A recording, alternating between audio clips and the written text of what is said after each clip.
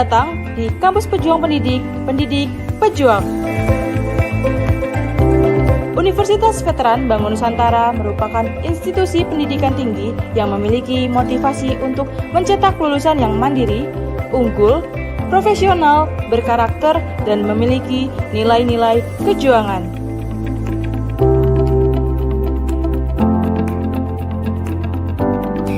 Saya Rektor Universitas Veteran Bank Nusantara, Profesor Dr. Farida Nugrahani Magister Humaniora. Misi Universitas Veteran Bank Nusantara adalah terwujudnya universitas yang unggul, berkarakter, mandiri, dan memiliki nilai-nilai kejuangan.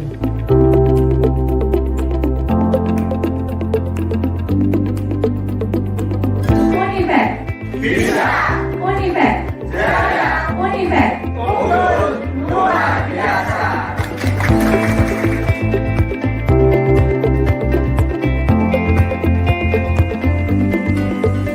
Kampus Universitas Veteran Bank Nusantara terdiri dari 6 fakultas unggulan dan 1 program pasca sarjana. Univet Bantara memiliki peringkat ke-97 antar perguruan tinggi se-Indonesia, dilansir melalui website EduRank.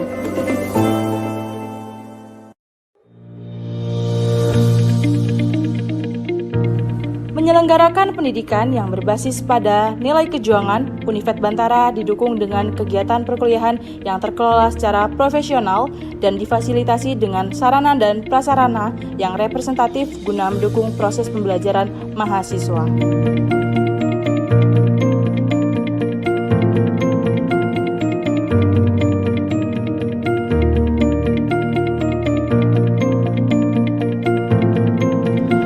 Univet Bantara secara intens melaksanakan penelitian guna menunjang pengembangan iptek dan sosial budaya sekaligus sebagai wadah untuk memberikan kompetensi serta keahlian khusus untuk mahasiswa dalam menyongsong masa depan yang penuh dengan tantangan.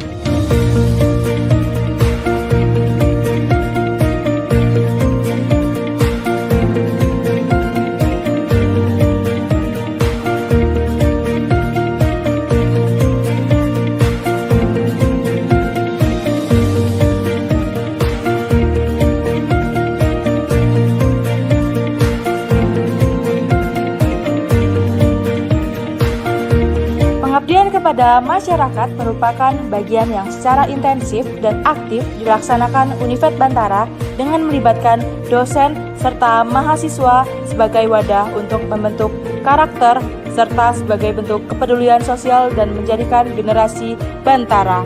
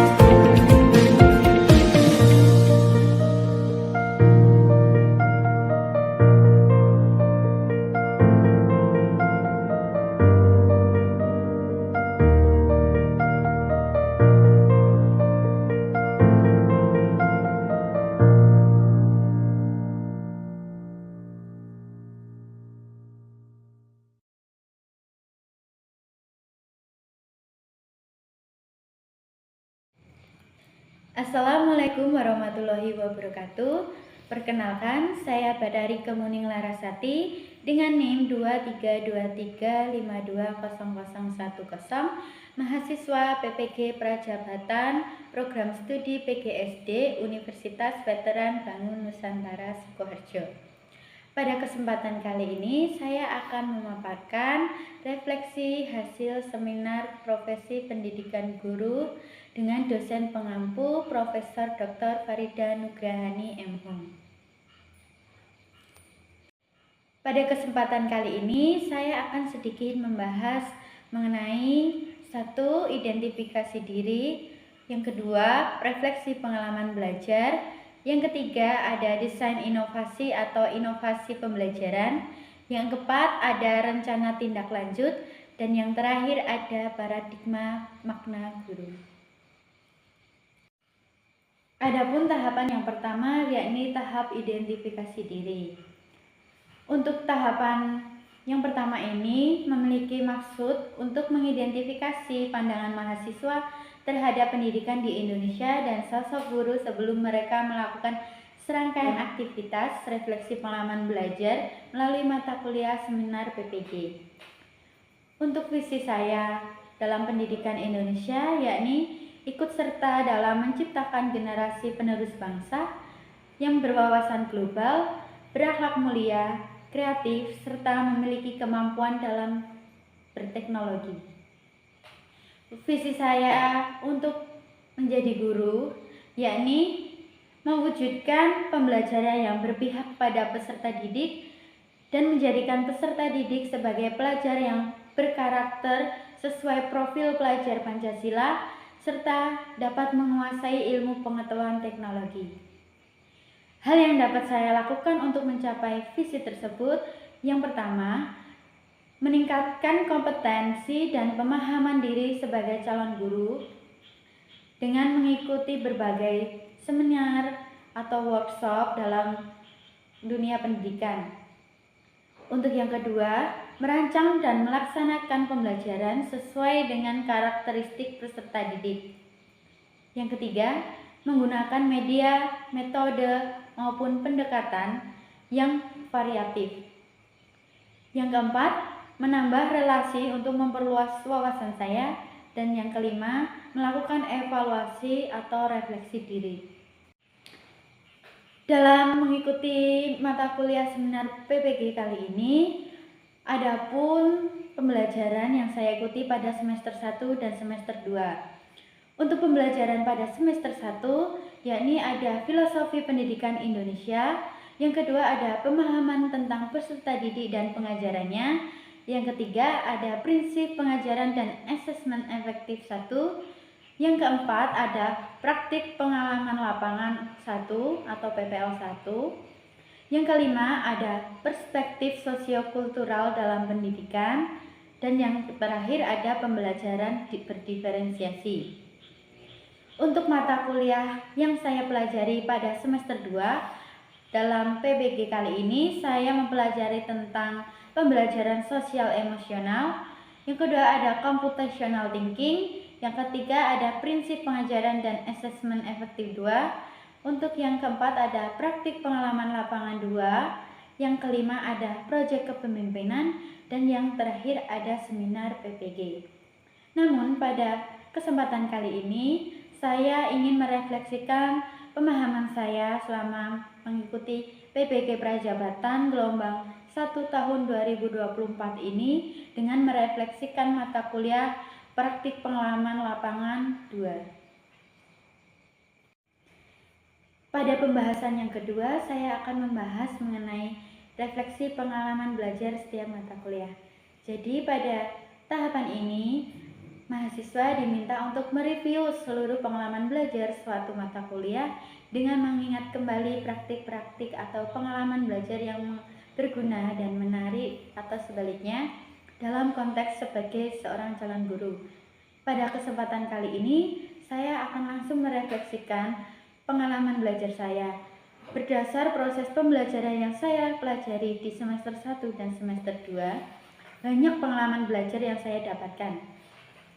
Berdasarkan berbagai refleksi dari setiap mata kuliah, saya memilih mata kuliah PPL 2 atau Praktik Pengalaman Lapangan semester 2 yang memberikan pengalaman belajar yang bermakna bagi saya. Dalam kegiatan PPL 2 ini, saya dapat mengimplementasikan secara langsung pengetahuan dan pemahaman yang saya dapatkan selama perkuliahan.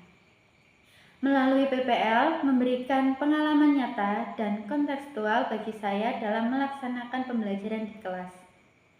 Dalam kegiatan PPL 2, saya mampu mengidentifikasi dan mengenal karakteristik peserta didik. Secara langsung, saya dapat menggunakan berbagai model, media, metode, pendekatan yang saya sesuaikan dengan kebutuhan belajar peserta didik, dan kemudian saya susun dalam suatu modul ajar dan dapat menentukan tujuan pembelajaran sesuai dengan kebutuhan peserta didik, dapat membuat rancangan pembelajaran yang lain seperti LKPD, serta dalam kegiatan PPL 2 ini saya juga belajar mengenai kegiatan non-mengajar. Bagi saya, semua topik mata kuliah PPL merupakan pembelajaran yang bermakna. Akan tetapi, yang saya rasakan untuk mata kuliah ini ketika saya harus merancang modul ajar, menentukan metode, model, dan pendekatan, serta menentukan tujuan pembelajaran lalu mengimplementasikannya di kelas, merupakan pengalaman yang sangat bermakna bagi saya. Pada mata kuliah PPL 2 ini, saya belajar mengenai 5 topik. Yang pertama ada orientasi, yang kedua ada observasi, yang ketiga ada praktik pembelajaran terbimbing, yang keempat ada praktik pembelajaran mandiri dan kegiatan non-mengajar, yang terakhir ada diskusi refleksi akhir PPL. Pada topik yang pertama, yaitu orientasi. Kegiatan orientasi pada PPL 2 dilakukan untuk memberikan pemahaman pada mahasiswa PBG tentang bentuk kegiatan PPL 2. Tagihan dan sistem evaluasinya. Kegiatan ini dilakukan dalam bentuk pembekalan PPL 2 yang dilakukan oleh pengelola PPG di LPTK. Selain itu, kegiatan orientasi juga mengenalkan mahasiswa PPG tentang manajemen sekolah, program dan kegiatan sekolah, kebijakan dan jadwal pembelajaran pada semester yang sedang berjalan, serta berbagai informasi tentang kegiatan ekstrakurikuler dan kegiatan non-akademik lainnya yang diterapkan di sekolah mitra PPL 2. Pada topik yang kedua, yakni observasi. Tujuan dari observasi yaitu 1. Keterampilan bagi mahasiswa untuk melakukan observasi. Yang kedua, keterampilan untuk memahami, mengidentifikasi karakteristik lingkungan sekolah dan kelas. Dan yang terakhir, mengenai keterampilan menginterpretasikan fenomena kognitif, afektif, dan psikomotorik peserta didik sebagai bahan untuk mengembangkan rencana pembelajaran beserta perangkatnya. Adapun topik yang ketiga, saya belajar mengenai praktik pembelajaran terbimbing. Tujuan utama praktik pembelajaran terbimbing dalam PPL kali ini, menurut saya dapat menerapkan teori dan ke dalam praktik. Bagi saya sebagai calon guru diberikan kesempatan untuk menerapkan teori-teori yang saya peroleh selama melakukan perkuliahan secara langsung di kelas. Yang kedua, mengembangkan kompetensi mengajar. Praktik ini memberikan saya secara intensif melatih saya sebagai calon guru dalam berbagai aspek mengajar, mulai dari perencanaan, pelaksanaan, serta penilaian hasil peserta didik. Yang ketiga, dapat meningkatkan kepercayaan diri. Dengan bimbingan oleh guru pamong dan dosen pembimbing, saya sebagai calon guru akan merasa lebih percaya diri dalam menghadapi peserta didik dan berbagai situasi yang mungkin terjadi di dalam kelas. Yang keempat, melalui kegiatan ini, saya dapat mengenali kekuatan dan kelemahan saya. Setelahnya, saya dapat melakukan refleksi diri dan umpan balik dari pembimbing.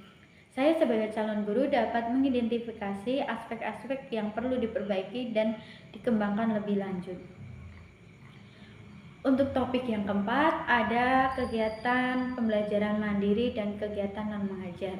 Pada topik ini, saya belajar mengenai praktik pembelajaran mandiri yang saya lakukan sebanyak 4 siklus. dan kegiatan non-mengajar.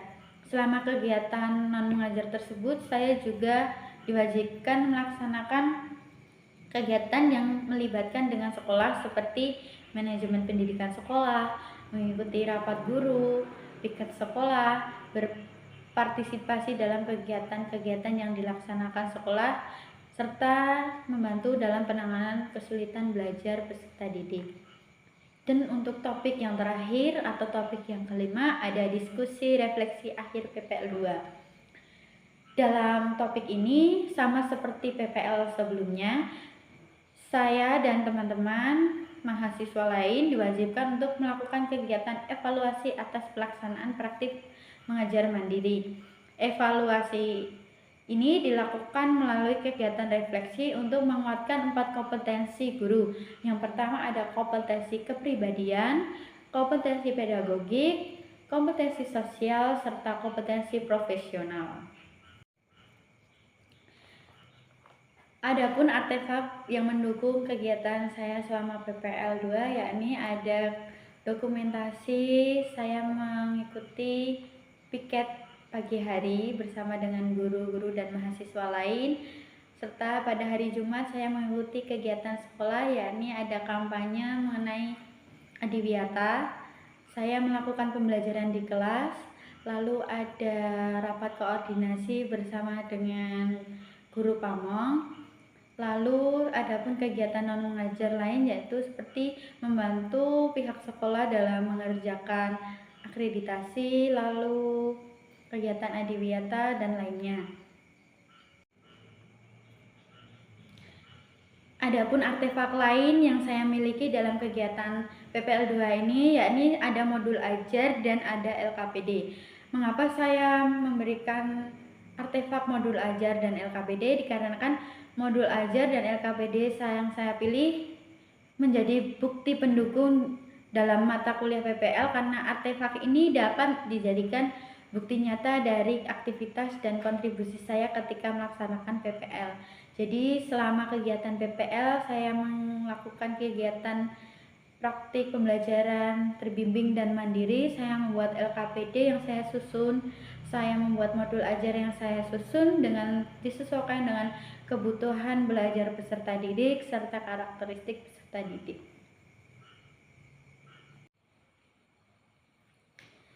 Pada pembahasan yang ketiga, saya akan membahas mengenai desain inovasi pembelajaran.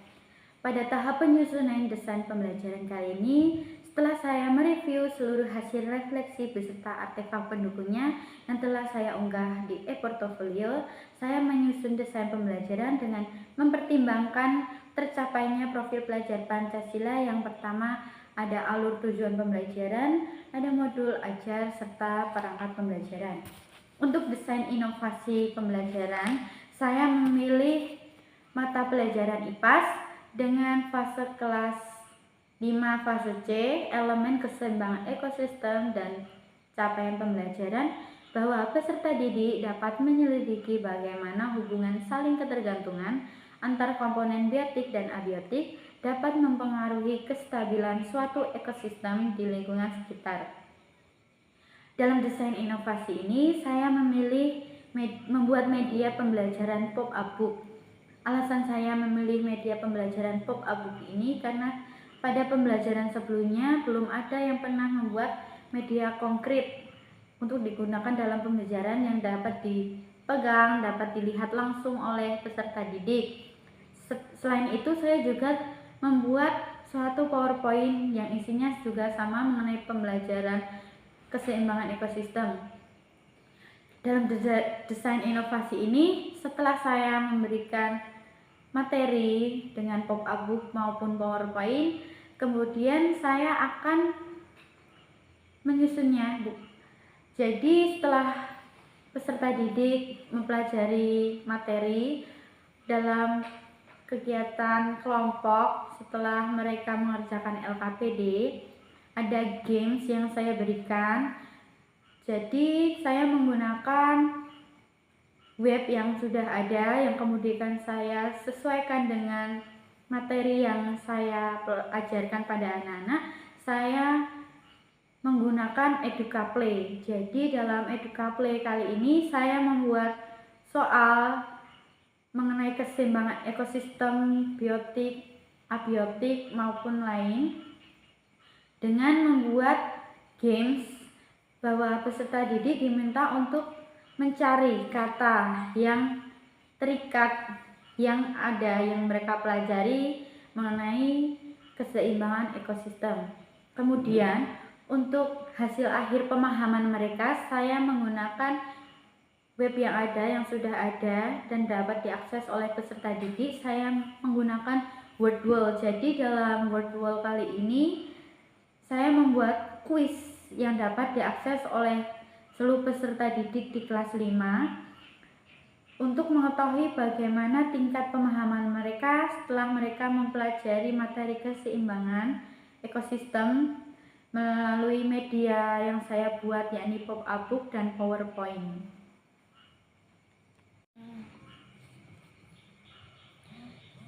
Dalam pembahasannya selanjutnya ada rencana tindak lanjut. Jadi untuk rencana tindak lanjut saya setelah mempelajari berbagai topik dalam PPL serta mata kuliah lain, yang pertama yang akan saya lakukan yakni meningkatkan kompetensi dan pemahaman diri saya dalam bidang pendidikan dengan mengikuti pelatihan, webinar, seminar maupun kegiatan lain yang mendukung dalam kegiatan bidang pendidikan. Yang kedua, membangun komunikasi yang baik dengan peserta didik, teman sejawat, orang tua, peserta didik, dan masyarakat. Yang ketiga, menciptakan lingkungan belajar yang kondusif dan inspiratif dengan memperhatikan kebutuhan peserta didik. Yang keempat, meningkatkan penggunaan model, metode, maupun pendekatan pembelajaran yang menyenangkan dan variatif dan mengintegrasikan teknologi dalam pembelajaran. Dan yang terakhir, rencana tindak lanjut yang akan saya lakukan yakni memberikan bimbingan dan dukungan kepada peserta didik baik dalam akademik maupun sosial. Untuk pembahasan selanjutnya ada paradigma mana guru. Pada tahapan ini dimaksud untuk mengidentifikasi paradigma baru yang saya peroleh setelah mengikuti mata kuliah seminar PPG. Dengan harapan setelah saya mempelajari mata kuliah dalam seminar PPG kali ini, adanya perubahan paradigma saya terhadap pendidikan di Indonesia maupun sebagai calon guru. Sebelum mengikuti PPG, guru hanya menyampaikan materi tanpa memperhatikan kebutuhan dan karakteristik peserta didik. Serta guru hanya menggunakan rancangan pembelajaran yang tujuan pembelajarannya belum disesuaikan dengan karakteristik maupun kemampuan peserta didik. Akan tetapi, setelah saya mengikuti serangkaian pembelajaran mata kuliah PPG, saya mendapatkan banyak pengetahuan, pengalaman bahwa pembelajaran haruslah berpusat pada peserta didik dengan memperhatikan tingkat pemahaman, kebutuhan, serta karakteristik mereka. Guru juga harus bisa menciptakan lingkungan belajar yang kondusif dan aman, nyaman saat pembelajaran di dalam kelas maupun di luar kelas, serta penilaian terhadap pembelajaran tidak hanya berfokus pada hasil akhir, tetapi juga pada pembelajaran. Sekian hasil pemaparan saya mengenai seminar profesi pendidikan guru kali ini. Semoga dengan refleksi yang saya buat, inovasi yang saya desain, dan rencana tindak lanjut yang saya paparkan dapat bermanfaat bagi diri saya dan mungkin bagi orang lain. Apabila ada salah kata, mohon maaf. Terima kasih. Wassalamualaikum warahmatullahi wabarakatuh.